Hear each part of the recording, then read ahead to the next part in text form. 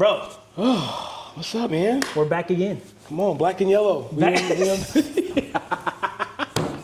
Dog, you killed your morning session, bro. Oh, thank you, man. It's been a long day. It's good, but yeah, thank you, man. It's been fun. Just following in Nate's footsteps, Nah, man. nah, bro, chill. I was telling somebody because they were like, "Oh man, I saw you like chopping it up with Malik." I'm like, bro, I've known Malik before he was like Malik. That's how I say You were about you were on the like brink of Malik. You know what I'm saying? Like you were right there, and then probably within the last 2 or 3 years, bro, you just been like.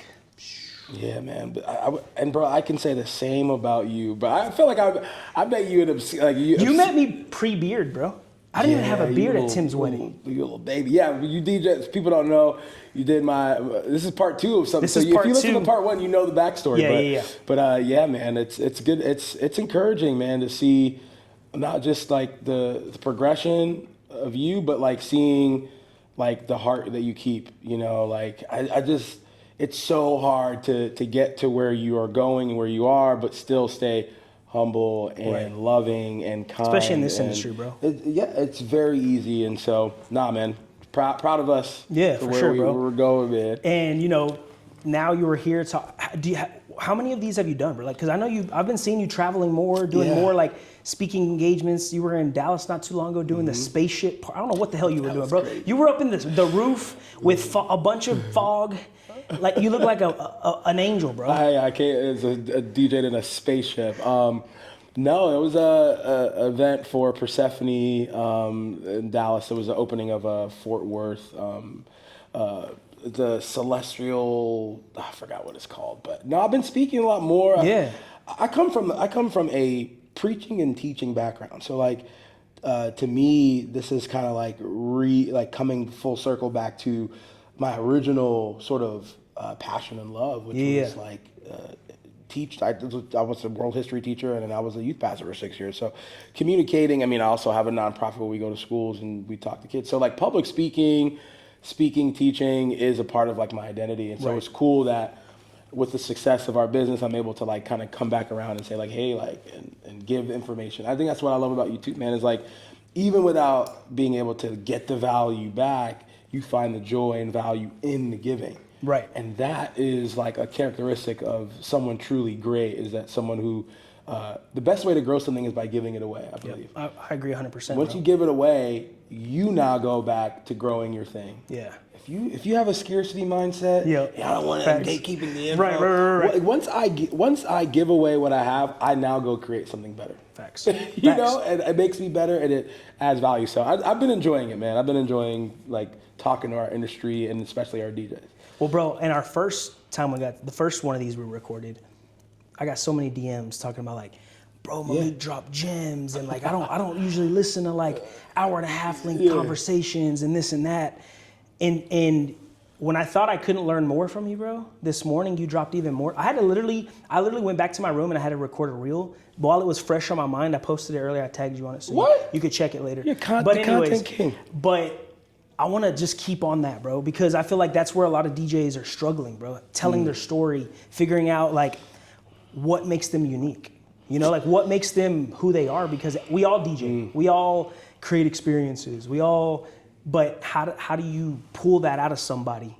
Or what work do they got to do to get that layer? You know what I'm saying? I think the easiest way to help us, as in DJs in the mobile world, start thinking a little bit about what I'm talking about is like, let's just say right now, in your city, you said, I want to start a burger spot, or I want to start a coffee shop.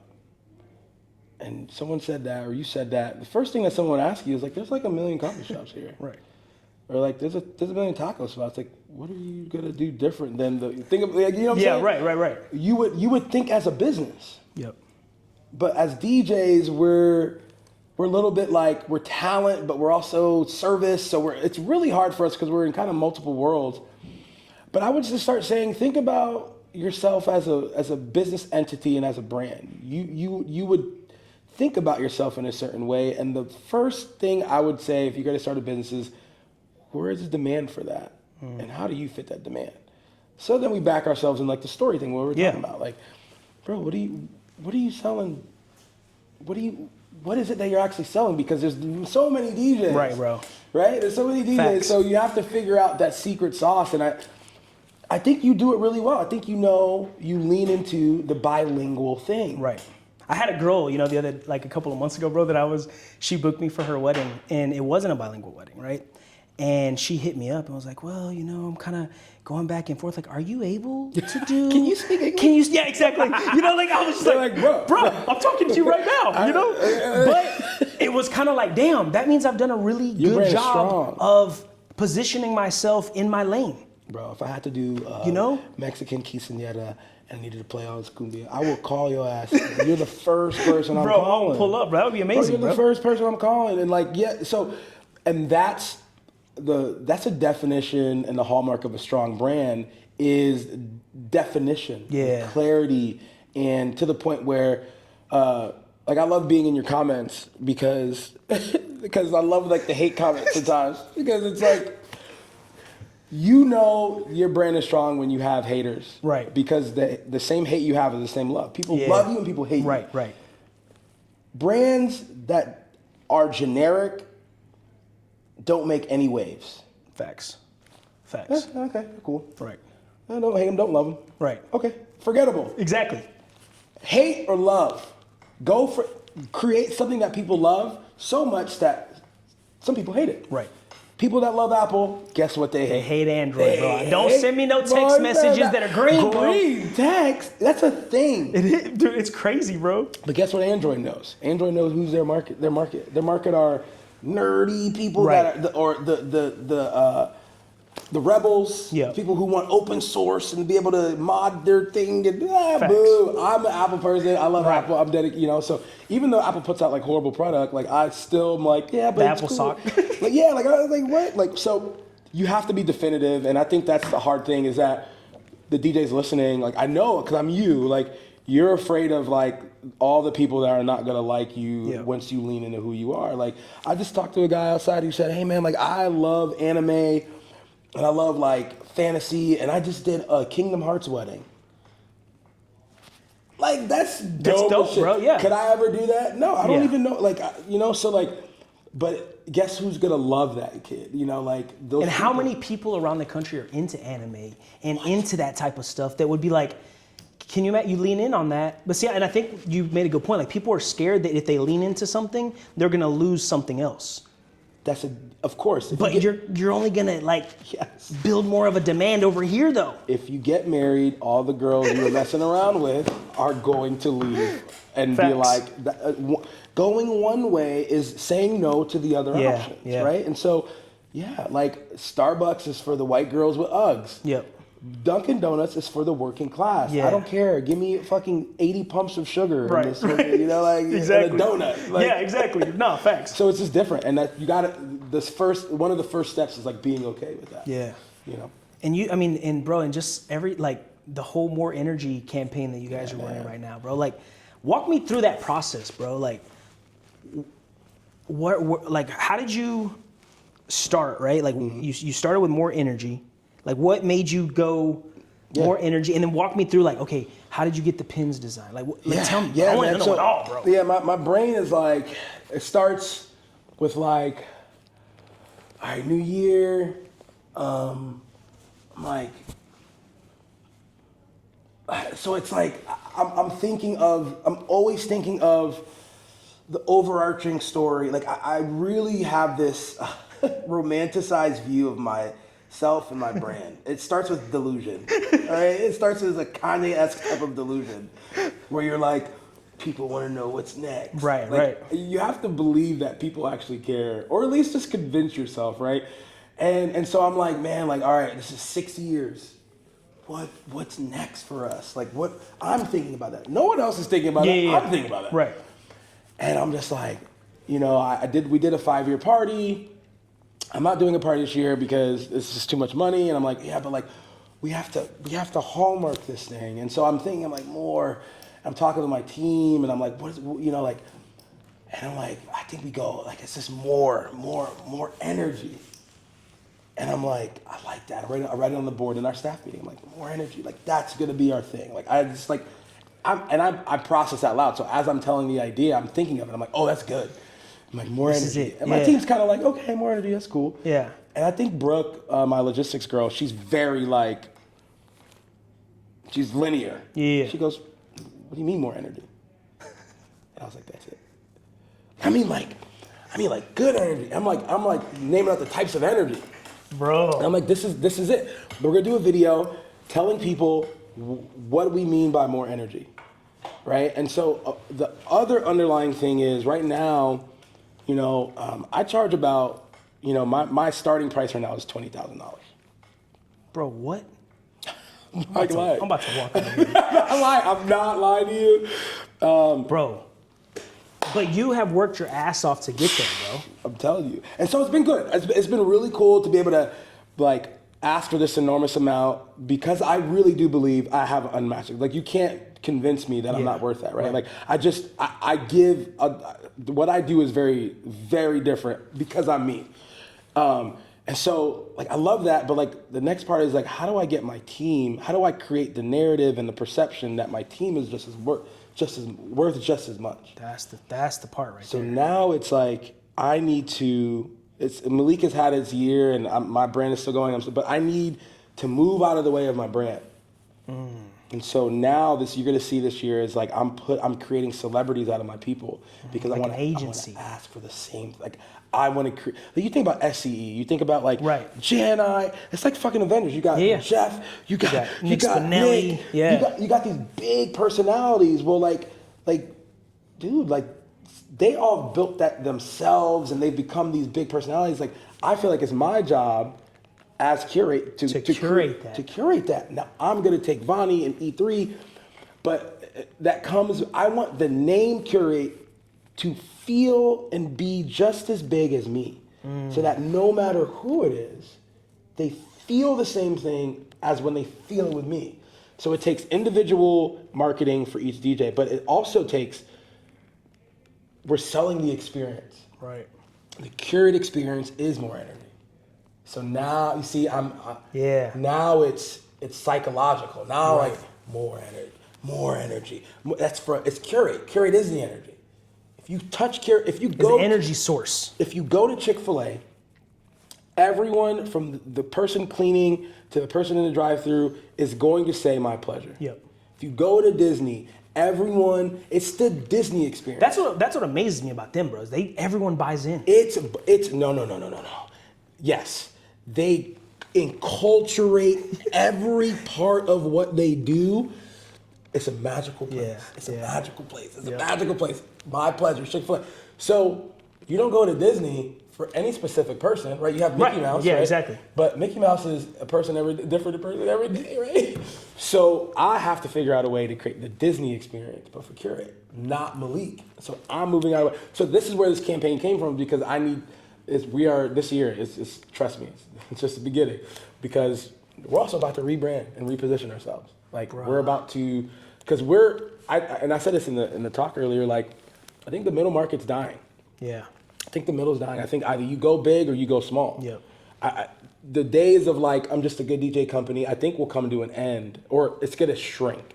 Just like I think the middle class is shrinking. Yeah. People in the middle class feel way poorer than they've ever felt before. Yep. And so they're not they don't feel like they have enough money for these luxuries. Yeah. So they're going to go down, not up, right? Right. And then so you have to pick down, be the cheapest, or you have to be the most like on the high. And I think it's going to keep shrinking, and it's still going to be there. So that's why I'm going up.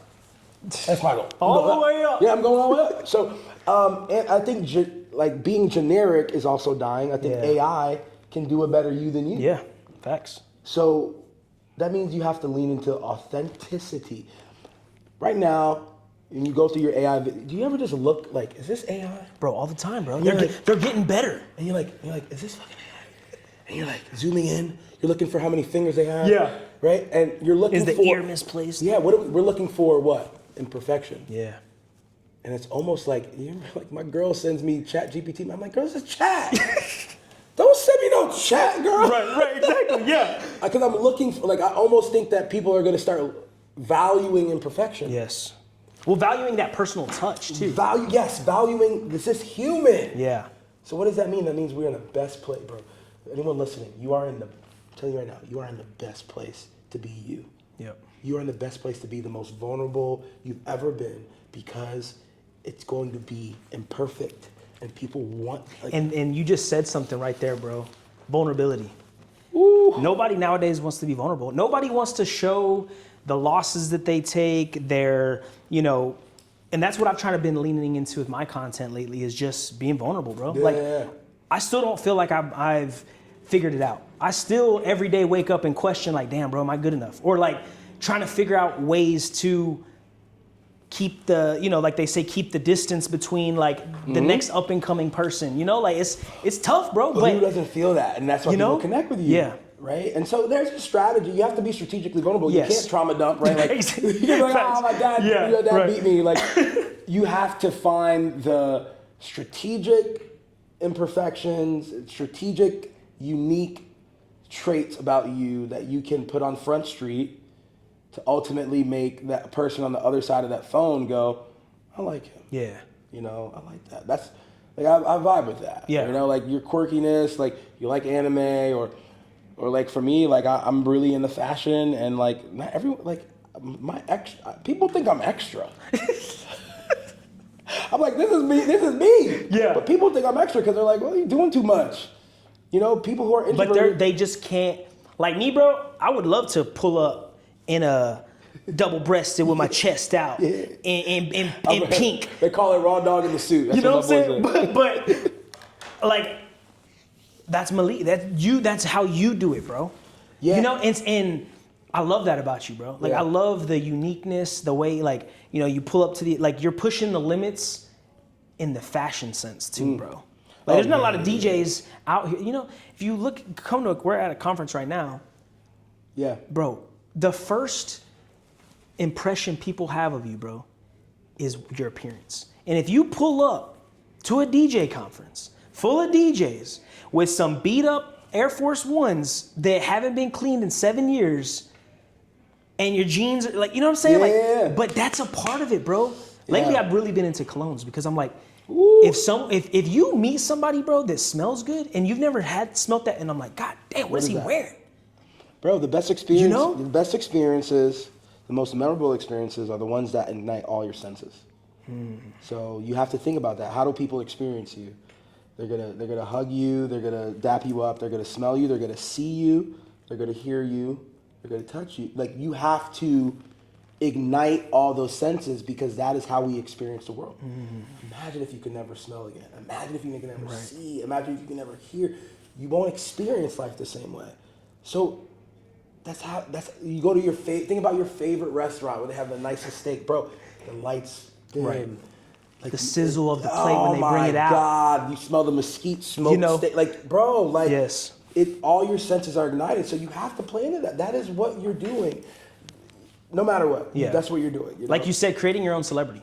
Like, that really resonated with me today, bro, because sometimes it's hard because, like, you have some humbleness in you, and you're like, man, I don't want to show up and think I'm like this or that. But you got perception is everything, bro. Listen, everybody, we all can't be like Nate, all right? We all got 1 million followers, man. We all just trying, we're just trying out here. We're trying to make it, okay? No. But like, one out of every 300 DJs, I'm making this stat up, okay, ChatGPT it.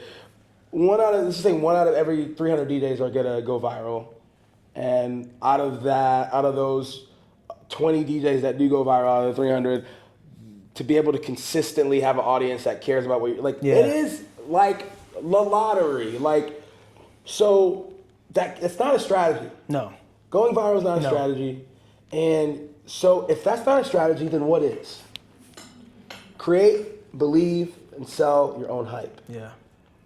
And I know there's people watching, like there's probably some kid like in Kansas, like just a small solo op, does 30 weddings a year, and he's just a humble dude, just working. And he's like, "How do you mean? Like, I'm just Jim. Like, I'm just Jimmy. Like, I don't know what you mean. I'm not as cool as you. I'm not from New York. I got this story."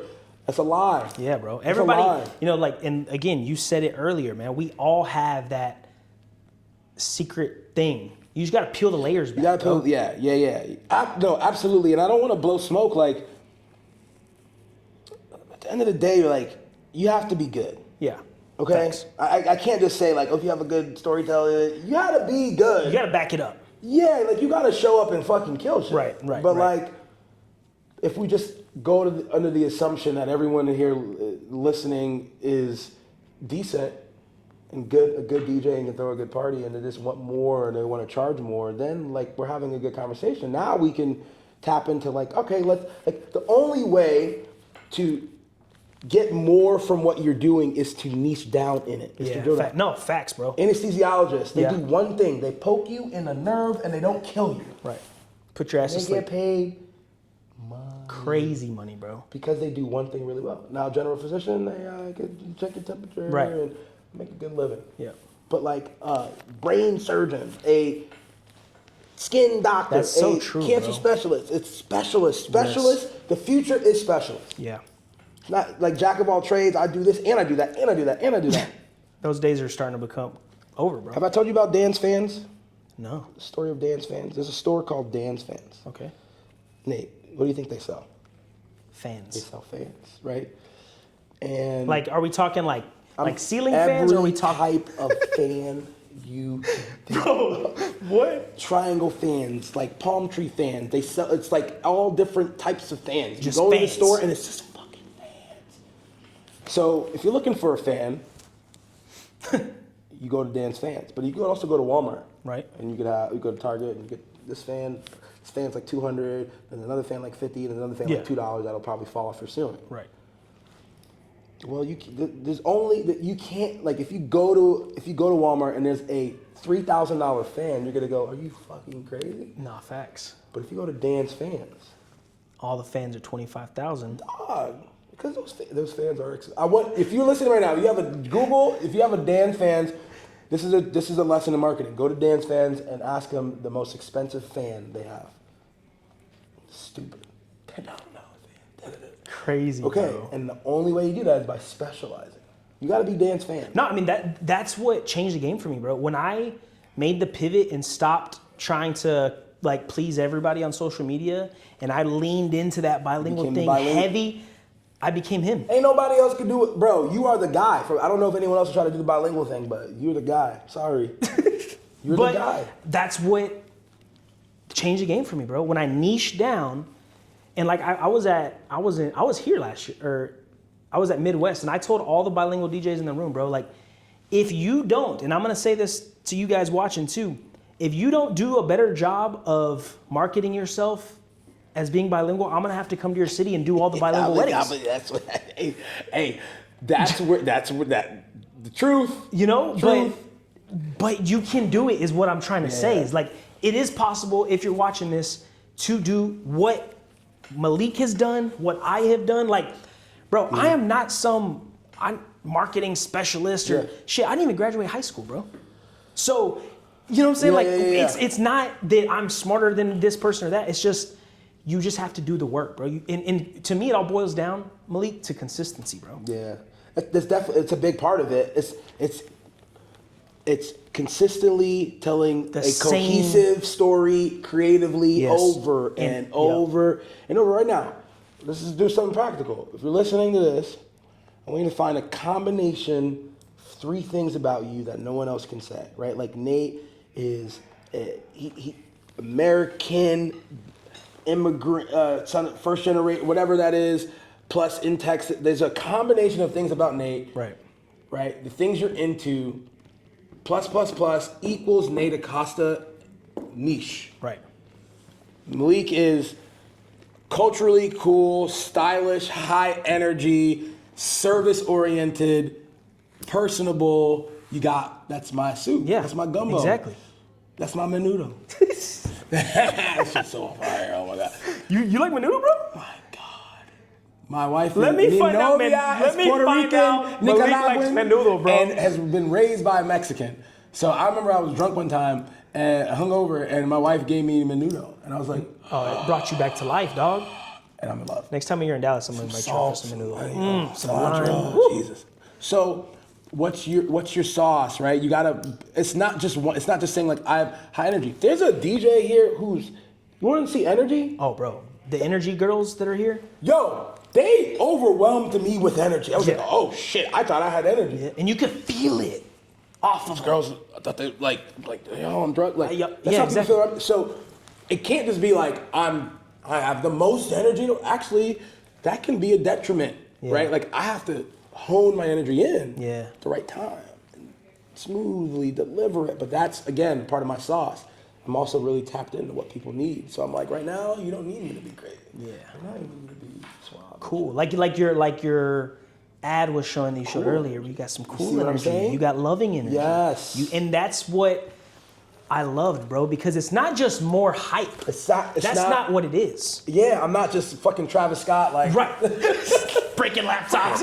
right? Yeah. It's there's a specific, It's what you need. Yes, it's what the room needs. And so right now, like pause the podcast. Write down 3 things about you, the combination of 3 things about you that no one else can say. Yeah. That's like very close to your niche. Yep. And then like who it's for. Like I always know, like I always say like, planner will be like, hey, we're gonna send you this couple. I say, hey, only send them if they want to party. Yeah. Like only send them if they want to like rage at the end of the night. Like if not, like don't even. You're doing them a disservice.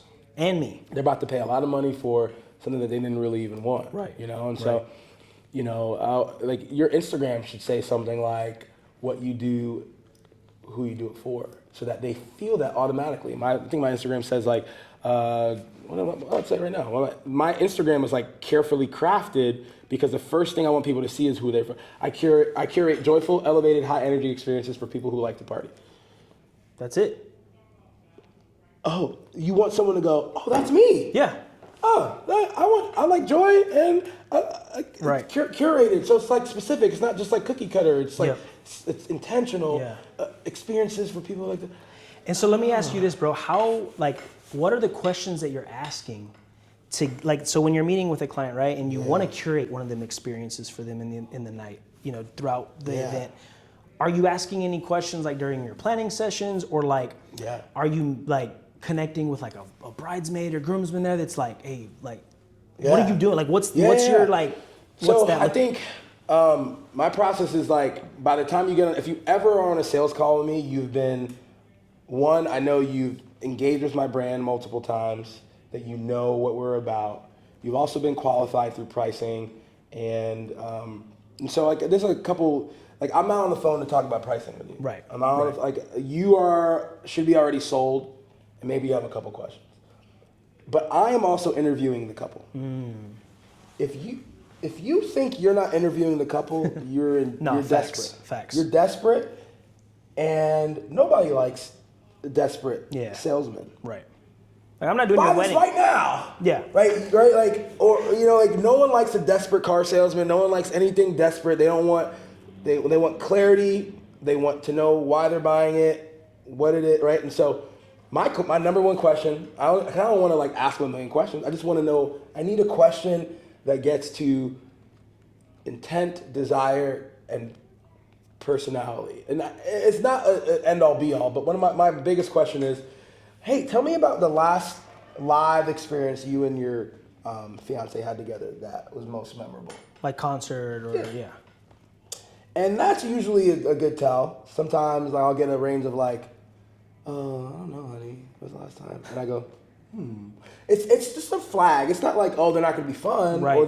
But it just lets me know, one, if they say we went to the Beyonce tour, one, I know they're willing to spend money on a live experience. Okay, there's some indicators. It's a diagnostic question. Right. Two, if they both went, that means he's willing to do what she wants to do, or vice versa.